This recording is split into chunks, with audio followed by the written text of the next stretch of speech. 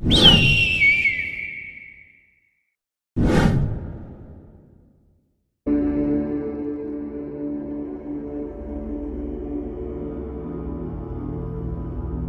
के 12 बजते ही पुरानी हवेली का बड़ा दरवाजा खुद ब खुद खुल गया। सर्द हवा का एक तेज झोंका राहदारी के अंधेरे में दाखिल हुआ।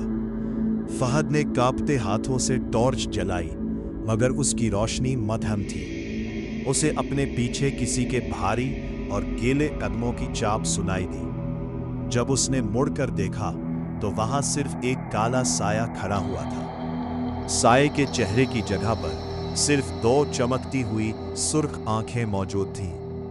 पूरे हॉल में किसी के सिसकियां भरकर रोने की आवाज गूंजने लगी। उसने भागने की कोशिश की, लेकिन उसके पांव फर्श से चिपक चुके थे।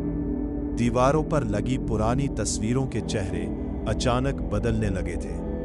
उन तस्वीरों में मौजूद लोग अब फहद को देखकर मुस्कुरा रहे थे। छत से खून के सुर्ख कतरे एक एक करके उसके सर पर गिरे। एक सर्द और हड्डियों को जमा देने वाला हाथ उसकी गर्दन पर आया। उसके कान में किसी ने बहुत धीमी मगर भयानक आवाज में सरगोशी की, तुमने 20 साल पहले यहां आने की हिम्मत कैसे की फहद? फहद का दिल बंद होने लगा, क्योंकि वो इस हवेली में बिल्कुल अकेला था।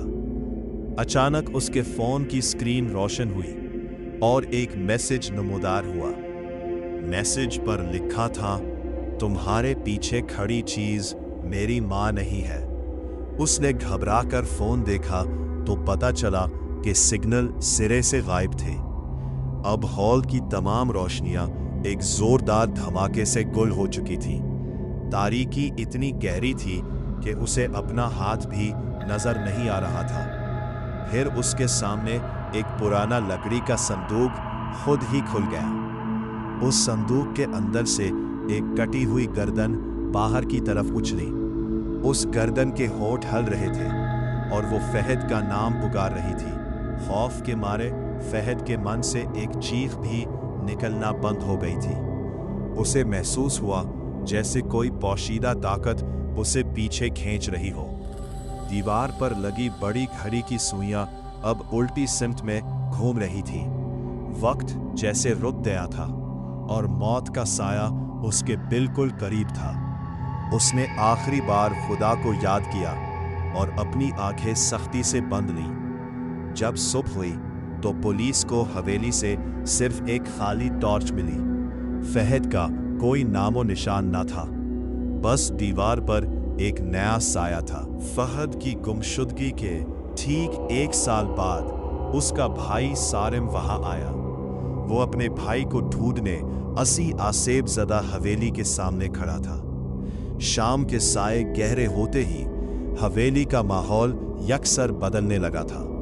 सारिम ने कदम आगे बढ़ाया तो सूखे पत्तों के टूटने की आवाज आई। जैसे ही वो हॉल में दाखिल हुआ, उसे बारूद की तेज बू महसूस हुई। दीवार पर बने उस नए साए पर जब रोशनी पड़ी तो वो लरसने लगा। सारिम ने गौर से देखा, वो साया हूबहू उसके भाई फहद का ही था। अचानक वो साया दीवार से अलग हुआ और फर्श पर चलने लगा था।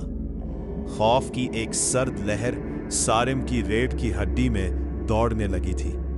उसने पीछे हटना चाहा, मगर भारी लकड़ी का दरवाजा बंद हो गया। पूरा हॉल एकदम शदीद तरीन सर्दी की लपेट में आ चुका था। सारिम की जेब में मौजूद फहद की पुरानी घड़ी खुद ही चल पड़ी। उस घड़ी की टिक टिक की आवाज पूरे हॉल में गूंजने लगी थी।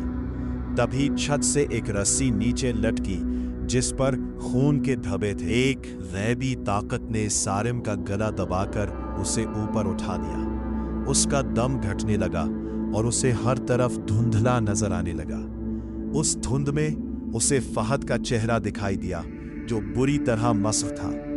फहद की रूह ने तड़प कर कहा, सारिम, यहां से फौरन भाग जाओ। सारिम ने अपनी पूरी ताकत से खुद को उस गैबी फंदे से छिड़ाया। वो जमीन पर गिरा और हॉल के खुफिया तहखाने का दरवाजा खुल गया। तहखाने के अंदर से सैकड़ों मोमबत्तियां खुद ही जल उठी थी। वहां एक पुरानी कब्र थी जिस पर सारिम का अपना नाम लिखा हुआ था। उसे समझ आ गया कि उस हवेली से कोई जिंदा वापस नहीं जाता। पुश्त से किसी के हंसने की एक हौलनाक आवाज दोबारा गूंज उठी। जब सारिम ने मुड़कर देखा तो मौत उसके सामने खड़ी मुस्कुरा रही थी।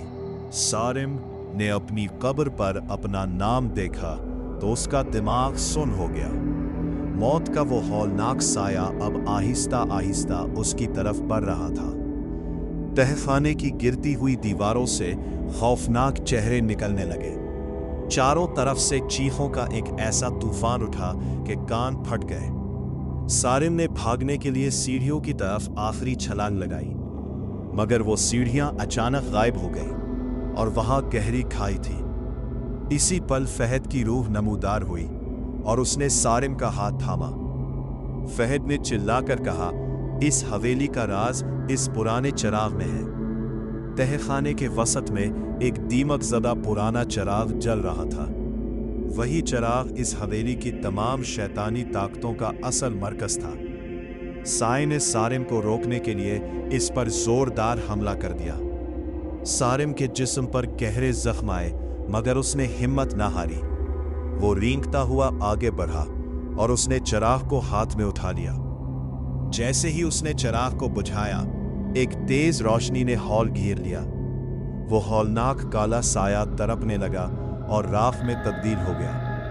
तमाम बदरूहें हमेशा हमेशा के लिए इस जगह से गायब हो गईं। हवेली का सदियों पुराना जादू और आसेब एक पल में खत्म हो गया। सुबह का सूरज तुलू हुआ तो हवेली एक आम खंडर बन चुकी थी। सारिम बाहर आया, मगर उसका अपना साया अब जमीन पर मौजूद ना था।